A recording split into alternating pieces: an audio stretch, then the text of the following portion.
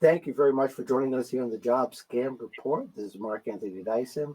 If you want to know more about me and what I do, you can go to markanthonydyson.substack.com. You can also put in the Job Scam Report. I'll come up some everywhere. I'm joined by my host today, Ashley Price Horton. How are you? I'm doing amazing. How are you doing? I'm doing great. And if you want to get a hold of her and join her tribe or find out more information about her, you can go to cybercareeradvancement.com. Now, we were joking before we got on. We changed our URL like 3 times in the lower third. So you might see something a little bit different, and that's quite okay. I'm going to put it up there and keep it up there so people can get a hold of Ashley whenever you want to. And I was just sharing with her, just to start off the show, Newsweek just published an article like at 11 a.m. a few hours ago. They report that job scams had went up 1,000% between May and late July. Now, this is a survey, and I'm sure this is a sample size, but they were quoting that out of the survey, 1 in 3 were getting some kind of scam communication. And we're not just talking into the wind here. We're dealing with real life here and real life issues. And we thought one of the things and one of the vulnerabilities are resumes. What everybody is tuned into, that's what everybody knows. Everybody struggles with it. People tweak it between 20, 30, maybe 100 times during their whole job search, depending upon how long they've been searching. But we want to get into it. And then, too, we had quite a response when we talked a little bit about the vulnerabilities of federal resumes. I think it was a good time now to talk about resumes in general, and maybe we'll get a little time to talk about federal resumes. Are you ready, Ashley? You ready to roll? Absolutely. Let's do this. Let's do it. Okay, so here we are. This multi-edged sword, so to speak. And maybe we just start with the basics as to why resumes are a cybersecurity risk. Yeah, so I'll say this resumes contain a lot of information about you as an applicant. And when that information is paired with maybe some other details, which we'll share later in this session, it Hmm. creates the perfect scenario for scammers to not only try to pretend to be you, but to also steal your identity, steal your information, potentially drain your bank accounts. It is the gateway to a scammer's ultimate journey of taking everything that you want and that you've worked hard for. So that's why you want to be very careful about how you're using your resume, what is contained in it, which we're going to be talking about today, and who you're submitting that to, because you ultimately want to get a job offer and not one day look and see that your bank accounts have been drained. Yeah, that's a great summary. I had a guest on a couple of weeks ago, and he put it perfectly. He said that the resume is a vector for threat actors, in short. Yep. And I think that was true. It hit me, but I just never heard it put that way. And it's quite compelling. So I think everyone needs to pay attention. If you're listening in the chat or you're watching in the chat, feel free to put your question there. Say hi to us. Let us know that you're around. Even tell us maybe where you're from, and we're going to get deep into it. I think people are wondering what kind of personal information's on there. Now, I know that people tend in the past have put like their address and phone number, and we've told people to take off your address. We've been telling that for a long time now because that's a real vulnerability. The phone number can be a vulnerability too. In fact, it is, and we're going to talk a little bit about what you could do, as well as some other information. Let's start with your top vulnerability. Yeah, I don't know that I have a top vulnerability, but I definitely have vulnerabilities that I can share with you guys. Okay. Um, some of which Mark just mentioned, your phone number and your address. Take your address off. Just add your city and state so at least you pop up when they do distance checks against your resume. So just city and state, but not your full address. When it comes to your phone number, give them a different phone number. Give them a Google Voice number. A Google Voice number can be free for you, and you have the ability to determine, okay, if a call is coming in, is it coming in to me because I applied for a job, or is it because it's a personal contact. And you'll be surprised when you submit applications how many spam messages you get. And I'm sure the last thing you want to do is have to change your personal line because you're being bombarded with scams. So those are two things right there. Let's get a Hmm. little bit deeper. Email Okay, address. let's. Okay, Email email addresses can open you up to a lot of phishing attacks. And so they will send you links and say, hey, schedule a session with me. And you click that link, and next thing you've got malware on your computer and you don't even know it. Or you're being taken to a page to submit additional information. And those additional pieces of information are then used to attack you later.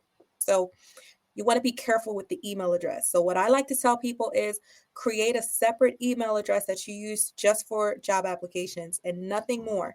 Nothing else. Do not use your personal email address. So, we address that. right. Another thing, I'm sorry, Mark, were you going to say something? I was going to say something about the email address. The email addresses, I always recommend Gmail. I think you pick the email address that's going to supply the best filter. In other words, you're able to filter the spam the way that you desire or completely block it. You can block people really easy, like on Gmail, or if they have you subscribe to something, you can unsubscribe via email. You don't have to go to their site in order to do it. So I think there's some other advantages. And as far as a phone number, I've said in multiple podcasts and in articles that Umail and services like Umail are great as a way to use a vanity phone number. So they're not calling you directly. They don't have access to your actual number because your actual number could be tied to a Zelle or Cash App or something. And it could possibly, when there's some kind of breach or break in, it could make you more vulnerable directly to your cash. So those are kinds of things that you want to keep in mind. It doesn't, and you just got to be responsive. And I think Umail has one of the best voicemails around. You can even customize your voicemail message to specific callers. So I think if you use that, I don't remember if Google Voice has that same feature. I don't remember. I have a Google Voice. I use it, but I don't use it to that extent. But you can go ahead and add on or continue, Ashley. Yeah, all really good points, especially when we think about like phone number spoofing, right? Or Yeah, email spoofing. You're not trying yeah. to give people easy access to be able to do that. Another interesting thing about resumes, right? Some people will put down their references inside of their resume, or they'll put down their references at the next stage, right? They haven't Right. properly vetted the company. And so, guess what usually ends up happening? If the company is a scammer and they say, hey, we got your resume, we're interested in working with you, we would like to talk to your references, right? But Hmm. the only references they want to talk to are your previous managers.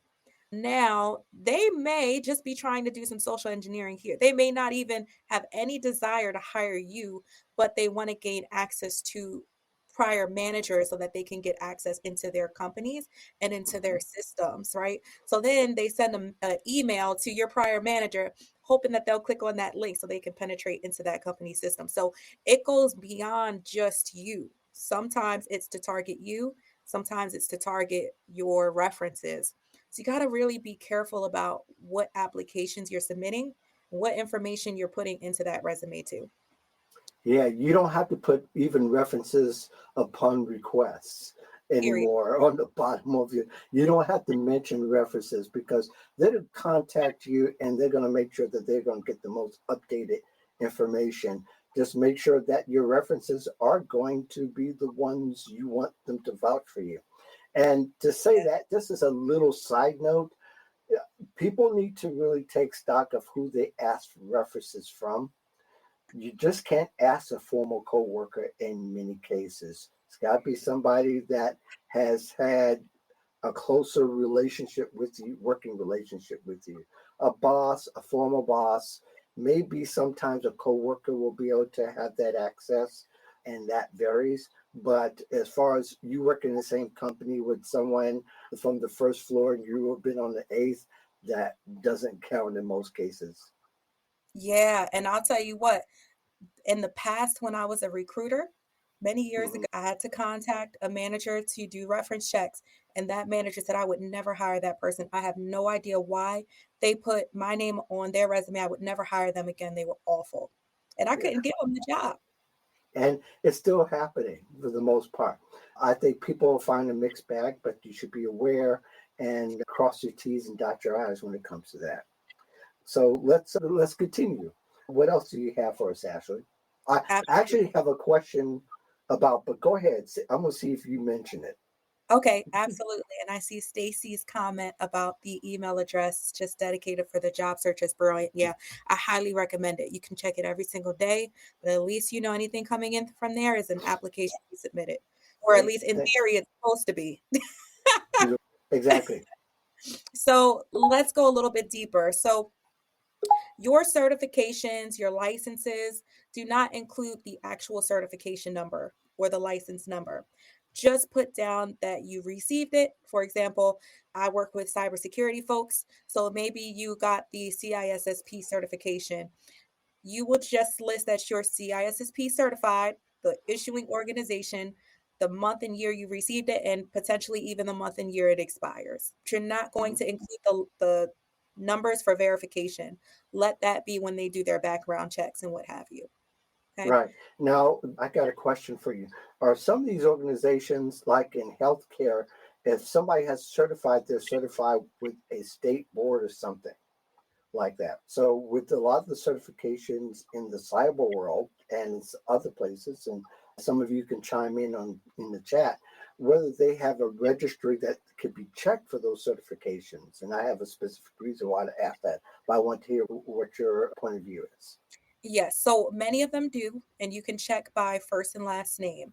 But when you do that, not all the time does it give you that license number or certification. It just says valid, but it depends. Yeah, that I found that to be true. Now, a scam that I was told about a few weeks ago from Michael Schumack, that there are fake certifications being offered in different posts, and they'll say you can get the certification. We require this before we hire you, and they get you to pay a fee plus your payment information, where they can go in and rob your bank account. In addition to also whatever information you give them on a resume to impersonate you. So it's like the perfect storm, and people have fallen into that. Have you heard about fake certifications and the things that people need to watch out for? So I'm glad you mentioned that because I think we must have seen the same post because I recently saw Maybe. that too, and I was like, oh, interesting. Scammers are going to get more and more advanced in their Yep. techniques for deceiving. So they know people want to get certified so that they can land a good job. Okay, that's what I'm going to do. I'm going to target those people. So you have to Hmm. really do your due diligence, okay? Just because something says that they're certifying doesn't mean they're really certifying. What Right. I personally recommend is find out who that accreditation company or organization is, and then go to their website and look for a trainer that is authorized to train through them. Okay. Make Excellent point. it may cost you a little bit more money, but I promise you it's going to be to their standard. So you're making sure you're getting taught what is the current standard, and at the same time, you reduce the likelihood of being scammed or taken advantage of in those situations. Yeah. And be careful how these certifications are positioned. Yeah. Sometimes they may have you and scammer, and we're getting to murkier waters when we talk about people who promise that they'll get you certified somewhere, but they're not tied to the organization in any kind of way. They just may have happened to pass the test. But the way that they'll position it is if you attend this 6 week or 8 week certification training, I'll get you ready for you to take it. But then when you get to take their information, then you still got to pay a whole nother fee for the certification. So you be sure you understand what the terms are whenever you are involved with some kind of certification, so Yeah. that you can keep people, the wrong people, even the people who might be real but tend to have scammy behavior, so you won't get swindled in that kind of way. Did you want to add on to that, Ashley?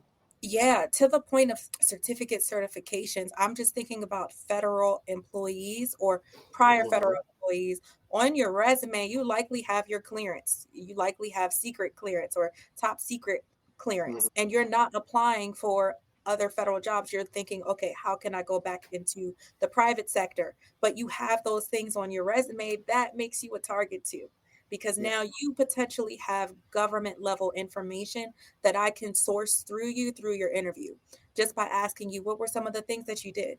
What software did you use? Like, we need to see that your software aligns with us. So, what software did you use with the intention of just gathering intel for their own things on the back end? So, you really got to be careful, especially if you've ever worked in the government, on listing your clearances and what type of clearance you have. Right. You got to make sure you're sending it to an official person or organization. Yeah. And you just, it's not something that you want to give somebody. Could you review my resume? And depending upon how up to date you are, now they're requiring federal resumes to the ones that are hiring. You only need a couple of pages, but your old one might be 10, 12. When I worked with the federal government, some of them were 25 pages long because they had all this experience on them. That's gold that you need to hold on to, and not just anybody should have that information, even if it's to check in whether you just met them and you don't really have that trust factor with them. So I think people really need to be a lot more vigilant and shrewd about how they disperse their information. Yeah, and Mark, imagine this, and I want all of you guys to just imagine this situation with me. You can even close your eyes if you want to.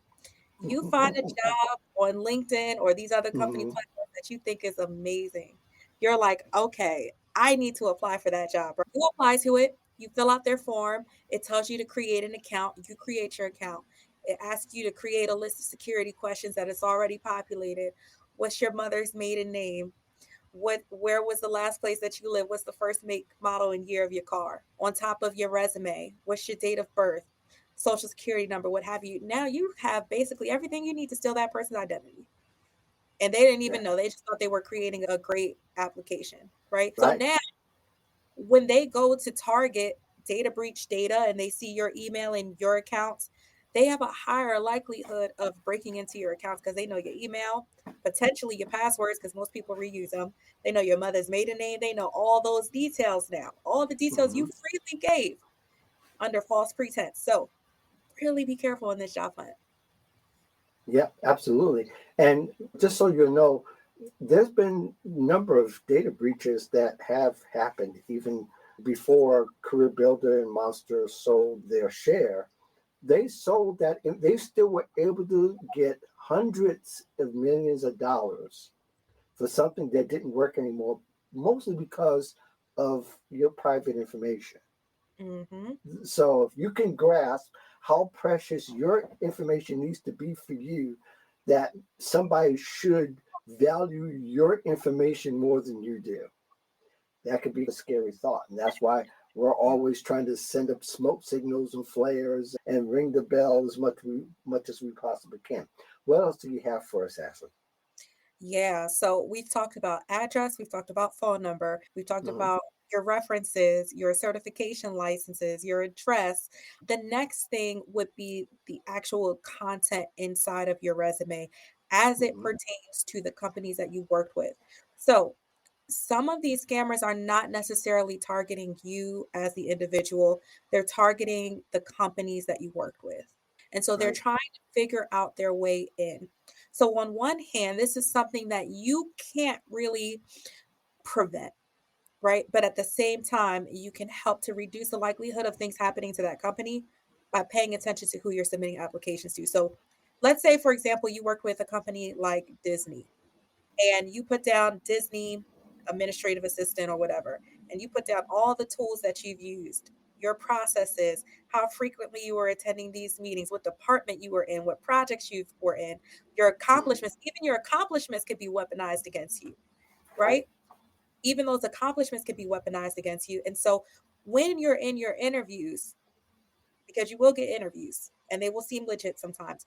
Pay attention to the kind of questions you're getting asked. Does it feel like they're asking me questions to get to know me? Are they asking questions to know more about the company itself? So are they trying to figure out what my skill sets are? Or are they trying to figure out what projects that company is working on? Mhm. Especially important when it's a legitimate company, but it's a competitor. You don't want to get hit with that like trading insider secrets kind of thing because you could potentially be held legally liable. So just protect yourself. Great points. And I think people need to keep in mind as you're writing your resume, you're trying to flesh out your points, is that and that's why we always talk about when we talk about resume writing, talk a lot about your results and accomplishments and all of that. All of that is supposed to be your strengths are also a vulnerability to a scammer.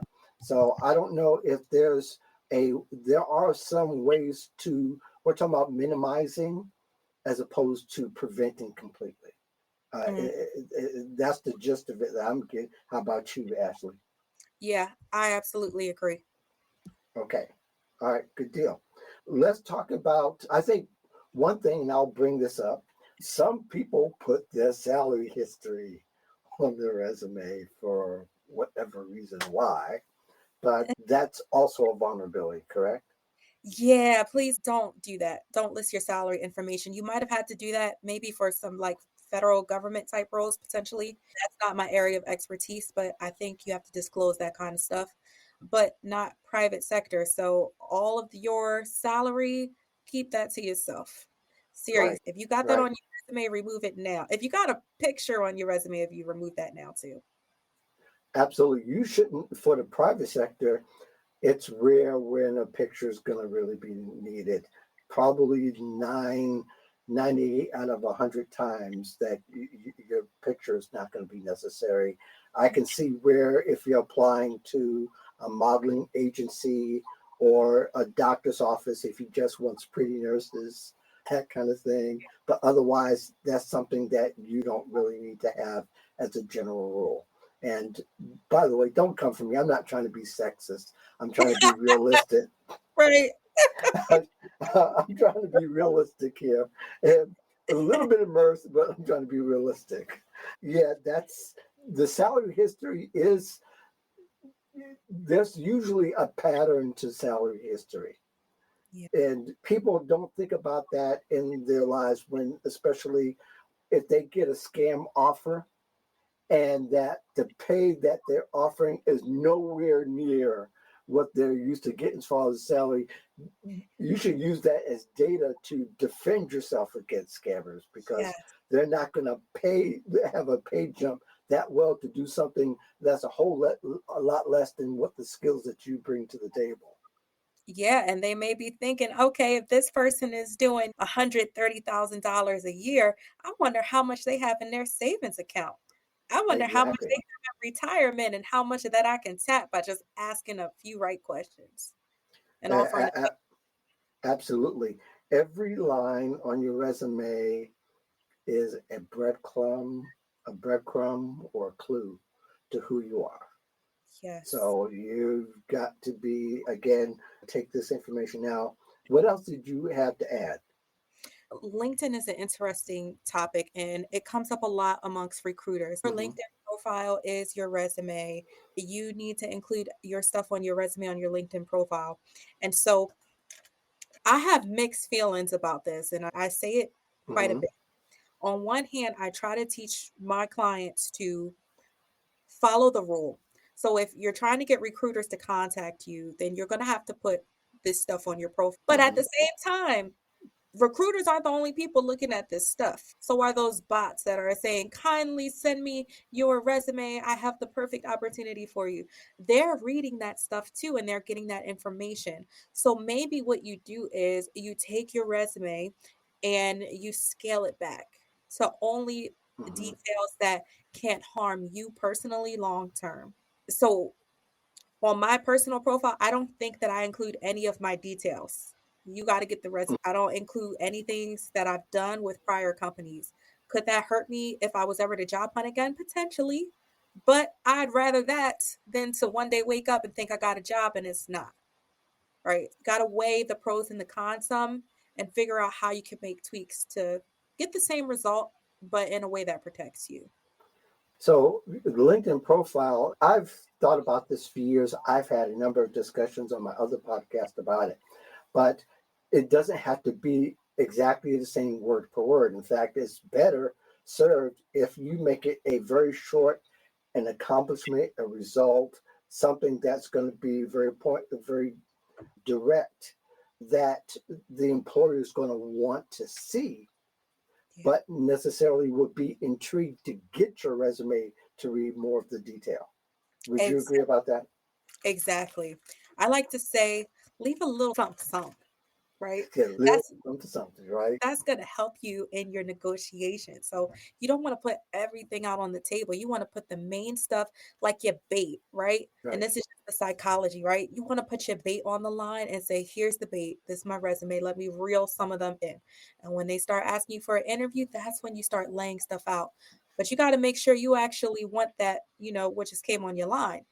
And you got to Mhm. verify, is this legit? Is this not? Is this a good fit for me? Is it not? And for the ones that are not, immediately end them.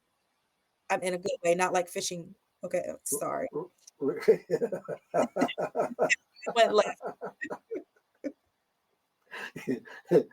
But having said that, with scammers, you can be short and disruptive and just cut off communication. And but having said that, once they get your information and get enough information, they'll also block you. Yeah, They use the blocking features too. So you can't go back and report them accurately. So if you find out and you suspect somebody the first time around, get their URL to their LinkedIn. And also, I would say, and this, we're going really to Jay's territory of LinkedIn profiles, but I think it's, and I said this on Monday when we were talking, see if you can find the original profile that seems to be stolen from the person that has the fake profile, mhm, because at least you can let them know on two ends: one, that the original is alerted so they can report it, but secondly, so you could report it to your network. And we just got to cover all the areas we possibly can when it comes down to it. You agree, Ashley? absolutely. I've had to do it myself, do a reverse image lookup and find out who the real person was and Mhm. the scammer that was contacting me. And you put them Yeah, on blast so more that's right. people Put them can on get. blast. But also, you've got to also now go to Google and see where else they have your information flying around, because they don't care about privacy. So your stuff is going to be public, but with the wrong person. And they could have different names, but the same profile information on Facebook, Instagram, and all the other places, TikTok and all the other places. And then really, whoever looks you up possibly can miss you because they see the fake profile. That's right. So, what else you got for us, Ashley? So let's talk about metadata because this is very, Thank really. you. Thank you. I think we need to have a pretty big discussion on metadata. Was this the area you were going to bring up? This was what in my notes, and I have several reasons why, but I'm going to let you go through it. But this is in my own research. I was researching too. Did you know that? In my own research, and I just found this out yesterday how critical the metadata is. And Mhm. that led me down a whole nother hole. But you go ahead. I'm going to let you start out. Yeah, there's a lot of details that can come in that metadata. So if you ever go to your document, like a Word document, and let me see, I can't remember offhand the way you go in. I think it's like file, it's definitely in the file area, file Mhm. about document or something like that, or information, what have you. You can get a lot of information out of there, like when this document was created. What is the version number of this? So if you're using the same resume that you've used back in 1992, it's going to show that in the metadata, right? One thing though that's really interesting is biopaths. So, for example, let's say I decide to put my resume in a folder in my computer, and it's like the folder is like, hey, C drive, documents, resume Mhm. documents, and it just keeps going, and then you have that document. Now they have an idea of what my folder structure is, where I'm hosting documents like these. It makes it a lot easier for people to attack you and get that information. And just people are applying to jobs too from their work devices. It's a no-no, but they do Mhm. it. They go to work and Right. they're feeling frustrated, so they download it to their system, fill it out, and start submitting applications. Now they got that folder structure. So you just got to be careful about these things. So you can actually, if I'm not mistaken, if I recall correctly, you can remove a lot of that information before it gets sent out. You just have to go on Google and look at the steps. Now I got a question. Okay. There is apparently a difference between because employers ask for resumes mostly in two ways: either upload a Word document or upload a PDF document. Now, does a PDF metadata is that presented differently than a Word document? That's a great question. So I can't answer that because I have not reviewed metadata of PDF documents. I've only Hmm. seen it on Word, but that doesn't mean it doesn't exist. So if any of you guys who are listening to this know that, please put it in the chat so we can see what your Yeah, thoughts are. exactly. This is one of the holes that I went deep into. I can't verify it all, but one of the theories that I've seen is that is one of the reasons why that there's a little small difference. There's the difference. It's like breadcrumbs different with the PDF and having more privacy or more security than the Word document. Just a Mm, little. I think back at one time they consider the PDF to be the end all be all as far as having something private, but that's not particularly true, especially when you've got the data breaches that have happened over the past few years. And that's what they're actually going to be able to use. They're using those breadcrumbs to not just follow, get more information, but to also find out more about the sender of that information.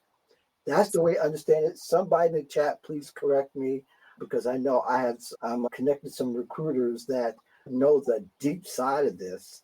I may even have you come on the show. So if you have more information, I think that's pretty critical about that.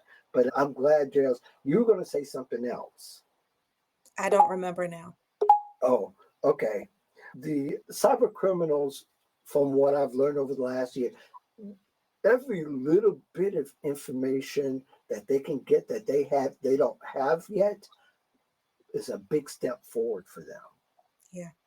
As resumes, especially because it's one of your most vulnerable documents, is the one that contains the most personal information, other than maybe a credit card application that would have all the information that they had. Those two, they have enough information to start to buy houses and cars and condos in your name. Yes, speaking of which, it's always a good practice to lock your credit profiles and unlock them when you need them. Unlock them maybe like an hour or so before you need to apply for something, but keep them locked. There's too many data breaches and opportunities for people to create accounts in your name at this point. Lock them up. Yeah, the danger is actually in the details, right? The year you graduated, that's pretty important. License numbers.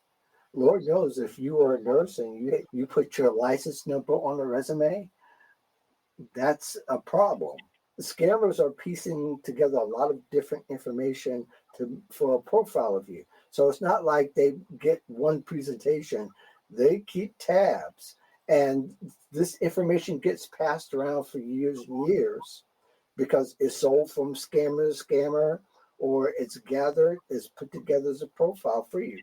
As I look at news that comes across from other companies, there's scammers that have 40,000 to 100,000 people on their database that they're Mhm. trying to scam. So that's why, again, all these little things you might think it might be trivial, they matter in the long term. So, what else we need to fill in the blank as far as metadata? So I don't know too much about PDF. Okay. It's interesting because there's always a discussion on should I submit my document as a PDF or should I submit my document as a Word document, right? Mhm. Or I'm a career coach, for example. I'm not saying I'm a career coach, but for people who are career coaches, should I open this Word document or should I open this PDF document? Is it safe to do? So don't think that just because you get a resume, that resume is safe either for you to open. Like on the opposite end, maybe one of your quote unquote friends or somebody connected with you says, "Hey, can you take a look at my resume and let me know what you think? I saw your resume, your LinkedIn profile looks great. Can you check mine?" And you don't know that person. They could have embedded anything into that document and Right. now you're hit.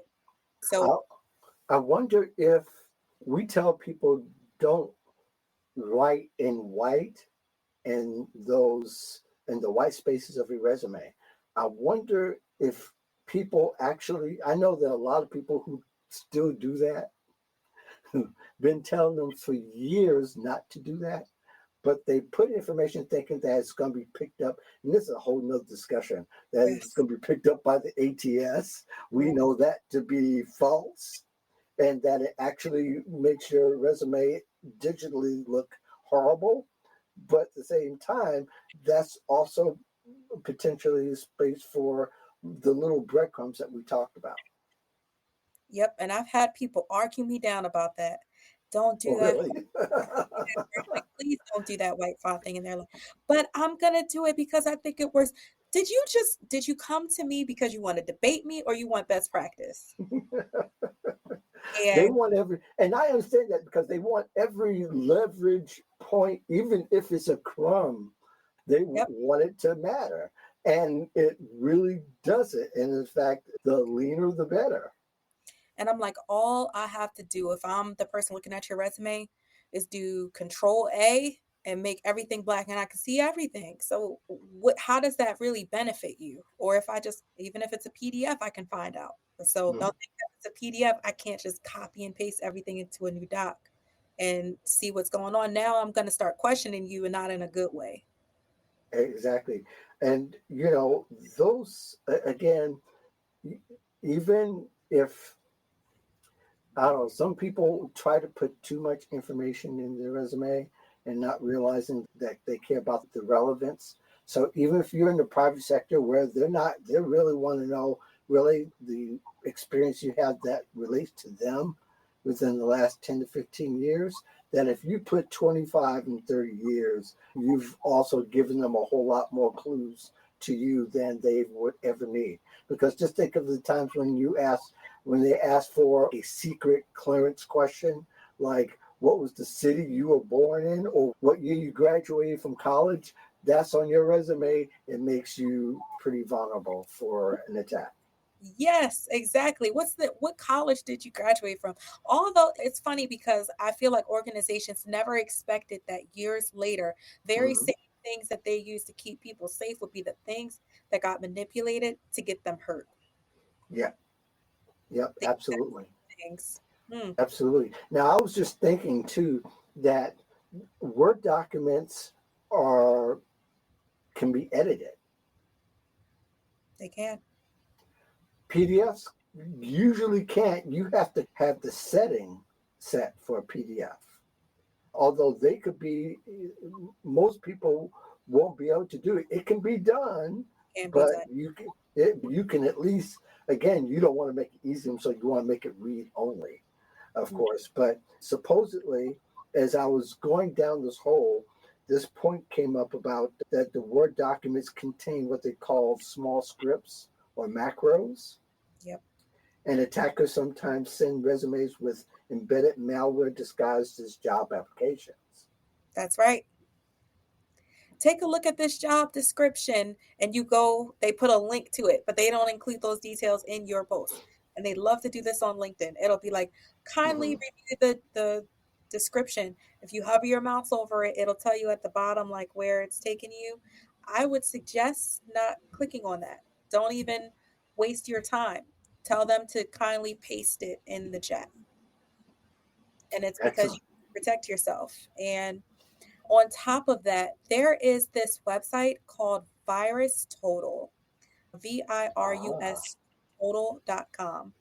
And this is a website where you can scan websites, documents, what have you, and determine its likelihood of being malicious or not. ah, So, great yep, point. Wow. That's a new one. Could you be sure you write that in the chat? And then two, I'll be sure to include it in the show notes as well so people can go to. And as well as resources like that, be sure that you're still doing your homework whenever you apply to a company, no matter how you apply, make sure the company's legit. And I've given out whois.com. In fact, if you go to the job scan report, there's 20 sites that I have where you can check on a company in different aspects of a company to make sure that you're applying to a legit company and to make sure that at least you have a chance to keep your privacy because you, again, something you should cherish as goal. And having said that, the whole discussion again is not that we're going to prevent these tips aren't going to completely prevent scammers from getting your information. But we think that's another step forward in making your information more secure. Correct. I Because just want to be sure we say that. Go ahead. that's right, because the goal is prevention, so you can do a little less reacting. But in prevention, that doesn't mean that things won't happen. Don't beat up on yourself if you find yourself a victim. It happens. Just do what you can to protect yourself moving forward. Right on. Anything else you want to add before we sign off today? And I do thank you so much for spending this time with me. The next time we get together, I hope we get together as a collective. And by the way, Russell Irby comes on in about 45 minutes. He'll give us the HR overall view of how HR is trying to fight job scams as well as fake employees and fake job candidates. Yeah, So that's we'll get amazing. it all covered. But did you want to add anything else? Yeah, and I'll say this, guys, to all of you guys who are listening live, because I see quite a few of you. If you have any comments or questions, please put them in the chat now so we can answer Mm-hmm. them live for you right now. If it's okay, James, I'd like to share my screen really quickly and show you guys that tool that I was talking about. Yeah, and it's Mark, not James. What? I Oh understand. man, I'm sorry, Mark. See, I That's all saw right. That's all James. right. You got grace. You gave me grace when I was calling you April. April. I don't get it. Everybody calls me April. Even my friends in Atlanta who have known me for years call me April. Really? I don't I'm know like, why that April, comes to the brain. So I get it. My father was named James. So, I don't feel, really? yes. Oh, look, this is So, I'm giving all the details to the scammers. What was your father's first name, James? yeah. But James Dyson is also the mogul for Dyson vacuums in England. It's not that is so uncommon. They can get them all confused. They didn't get the middle name. So we find So, out who your dad is. right. It's Now, better to do the other James. so this is the website. It's real plain and simple, Virus Total. And what you will do is you can, so here's the strategy that I would recommend you do. Okay. So if Mhm. you ever go to a job board like indeed.com and it says click the button to apply, I don't like clicking buttons, even on those job board search. So what I Mhm. will do is I will hover over the mouse, I will right click, and I will say, I don't know if you guys can see this, but I will say copy link. I can't see it in this one, but I will put copy link before I click Right. any, and then Mhm. I'll paste it in here. And I want to see what does it say. So I'm going to put my own website because I know my website is legitimate, but I want you guys to see what happens, okay? It's going to scan it against a whole bunch of different vendors' thought process on this, right? So what Mhm. I like to say is if the majority of these are showing up clean, then you should be fine. But if you go on here and you see all malicious, Mhm. don't click that link. Don't even apply to that job at that point. It's not safe. Excellent point. Love it. But if you put it in Google, though, if you put the URL in Google, in the Google search, or maybe even use something a little bit more secure like Brave, the company should come up in the search results. And that's the And if it does not come up, don't go to that link even because if it does, scan it first because scan it first. Google Yes. Google will still index malicious websites. So just because it shows up doesn't mean it's safe to click on. So I think in some of the virus scams that you put on your browser will pick up whether it's a site that's safe or it's not. Somebody can double check that for me. But I know Norton did for a lot of years. Did that? You put it in, and they'll say this says they won't say that's malicious. They'll say it's either unknown or that it's not particularly safe. And again, feel free to put that information in the chat. I'll include you and your name, and those of you right in the chat, I'll give you credit for it. And if you want me to put your URL in, as long as it's legitimate, I'll put it in the show notes as Yeah. well. Or I'll link to your LinkedIn profile so people can check you out. So you can have more visitors there. I believe that we covered quite a bit. There's a possibility we might end up doing a part two, depending upon what the feedback we get and the people questions. I know there'll be other resume writers who might want to chime in. And again, I am open, and I think it, actually it's the same thing with you. If we need to be corrected, we want to get the best information out there. Okay, Mark, I need to Yes, say something really quick. Nobody else go can ahead. see my screen. So, guys, what you'll need to do is click that link or go to what was it? Virus, I can't even remember the name. Virus Total, VirusTotal.com if you couldn't Mhm. see my screen. We got a couple of comments and questions in here, Mark. Okay, that just appeared. So let's get ready to answer. I know you got a hard stop in 10 minutes, but it's Yeah. good that we're able to do. And I'm glad people are chiming in. James Rose says that correct, you're safer using PDF Word docs opens a whole lot of problems. Good catch. Thank you very much, James. James, I'm going to catch up with you, dude, because you've got a lot of great information as well. He Thanks. said that, yeah, he's in your tribe too, isn't he? No, but he is one of my one-on-one clients and he is amazing. Gotcha. Yeah, he is a really great dude, and I haven't even met him yet.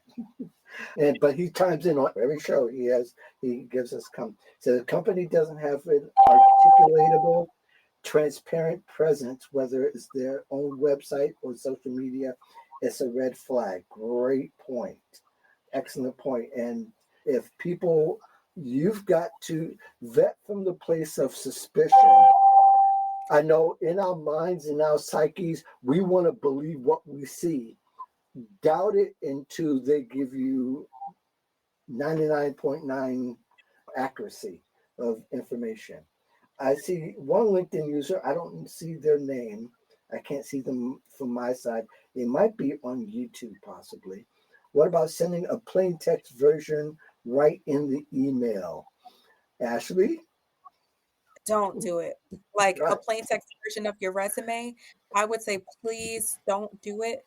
And reason being is it makes it really hard for that recruiter to be able to like follow up with you, especially if it's a larger company. So and usually, I'll tell you this, I would have to take the resume, parse it, which basically means let the software absorb the information it needs from the Mhm. resume. And it's done automatically. When you do it as a plain text document, I can't do that. I have to manually put that stuff in now. So you have a higher likelihood that I'm not going to even touch your resume as a recruiter because now you're giving me more work and I don't have the time. That quota. Right. And recruiters are getting 1,000 resumes per job posting. And If not, most of them are really, yeah, most of them are really bad. If they can't read it, why should they spend the time with you? So I yeah. would And probably go ahead. the information that you're posting is still the same, whether it's a plain text document or it is a Microsoft Word based document. The contents is still the same. So you want to do that research. But I would just say if you're going to send your resume, make sure you vetted that company first. And Absolutely. don't, there's this stereotype, and I hate to do this, but it's so common. I gotta speak on it. There is this stereotype where if the person who is contacting you has like an Indian accent, that it's automatically a scam. I get asked that question a lot because people have been targeted. But I will tell you this, one of the software engineering positions that I landed from somebody from India, right? I say that to say you still got to do your due diligence, but don't automatically disqualify an opportunity because of someone's accent or where they live. companies do outsource overseas because cost of labor is different. I think we get into territory, and we may have to talk about this sometime, is the biases that we have of who we trust and who we don't trust. Just because there's an English voice doesn't automatically should give us a trust factor with them. At the same time, somebody who is in another country, they have an accent, that doesn't mean they should automatically get the distrust. And that's part of the fight that we have along with AI and along with all the other uncertainties that we have. And just because there's a voice doesn't mean it's a human. And just because there's a voice or that there's faces doesn't mean it's a deep fake. But we'll talk about that another time. But anyway, Ashley, thank you so much for joining me. This was an excellent session. This is like no other. I hope that there are others. I hope that there are career coaches and resume writers who might have even a deeper insight could get into the weeds for a little bit and let me know. I tell you what, if you do, in the terms of job scams, let me know because I will feature it in my newsletter. I will Awesome. feature it. I will feature it in other places and places where I write. I will feature. I'll come back and contact you for a quote. Now, currently, I am on hiatus, but nevertheless, you know me throughout the years. I'm always writing somewhere. I have a clients that they come to me for one-offs and things like that. You just never know. So there you go. Right. So we're going to call it here. Thank you very much for the Job Scam Report podcast for joining us here. As I always say, clarify, verify, but don't just apply. And stay scam free, y'all. See you next time.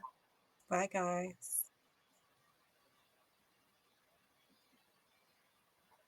This when we start dancing.